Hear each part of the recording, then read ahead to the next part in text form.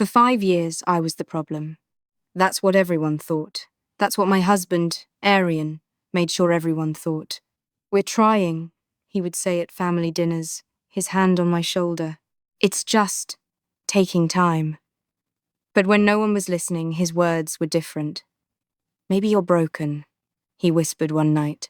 "Maybe you can't give me what a wife is supposed to give." My name is Mira, and I spent half a decade believing I was shattered. I went to every doctor. I took every test. I injected myself with needles I was terrified of. I cried in bathrooms while my friends posted baby photos. I smiled at baby showers while my heart broke into pieces. And through all of it, Arian stood beside me. At least, that's what it looked like. To the world, he was the patient husband, the man who stood by his wife. To my mother-in-law, he was a saint. "Beta, it's okay," she'd tell me, patting my hand. "Arian is so understanding. Not every man would wait." But at home, when the door closed, his patience disappeared. "Another negative?" He'd look at the test in my hand and his face would go cold. "Mira, I'm 35. I want a family. I want a son. What am I supposed to do with a woman who can't even do that?" I stopped fighting back. I started believing him. I started thinking my body was a failure. I started thinking I was a failure. I prayed every night. Not for a baby anymore. For strength. For acceptance. For a way to live with the shame he wrapped around me like a blanket. But what I didn't know that day, standing in my kitchen with another negative test and his disappointed eyes, was that the problem was never me. The problem was his secret. A secret he kept locked in a drawer for 5 years while he destroyed me, piece by piece, until everything changed on a Tuesday. A day that started like every other day, and ended with me finding a file with his name on it. A medical file. And the first page was enough to expose everything. The file was in his home office. He told me never to touch it. "Work documents," he said. Boring. But that Tuesday, his laptop was open. His phone was buzzing. He was in the shower, and the office was a mess. He was always careful, always in control. So seeing papers scattered on the desk felt wrong. I wasn't looking for anything. I was looking for a charger. But then I saw it. A thick brown folder. My name wasn't on it. His name was. Arian Mehta. And underneath, in bold letters. Medical report. 2019. The year we got married. The year we started trying. I shouldn't have opened it. I know that now. But I was so tired. So broken from 5 years of being called infertile. From family functions where relatives asked, "Beta, koi kushkabri?" From Arian's mother, looking at me like I was damaged goods. I opened it. The first page was a diagnosis. The words blurred at first, then they came into focus. Azoospermia, 0 sperm count, condition is permanent, no possibility of natural conception. I read it 3 times. I read it until the words stopped being words and just became knives. Azoospermia, permanent, no possibility, 2019. Before we even said, "I do," he knew. For 5 years, while he shamed me, while he let his mother blame me, while he watched me inject myself, cry, break down, he knew it was never me. It was him. My hands started shaking. The paper made a sound as it trembled. I heard the shower stop. Footsteps. He was coming. I shoved the file back. I closed the drawer. My heart was so loud I thought he could hear it. He walked in, towel around his waist, and looked at me. Really looked at me.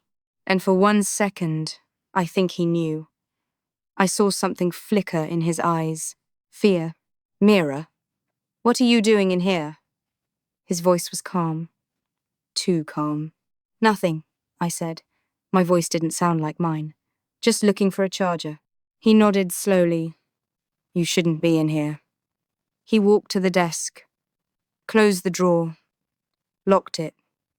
He didn't smile at me. He didn't touch me. He just locked the drawer and locked away 5 years of lies with it. That night, I didn't sleep. I lay next to him, this man I called my husband, and I felt destroyed. Not because I couldn't have a child, but because the man I loved chose to let me believe I was broken rather than admit he was. For days, I was numb. I went through the motions, cooked, cleaned, smiled at his mother. But inside, something shifted. The shame he gave me. I gave it back, not to him, to the truth. I made copies of that report. I spoke to a lawyer. I learned my rights. And I learned something else.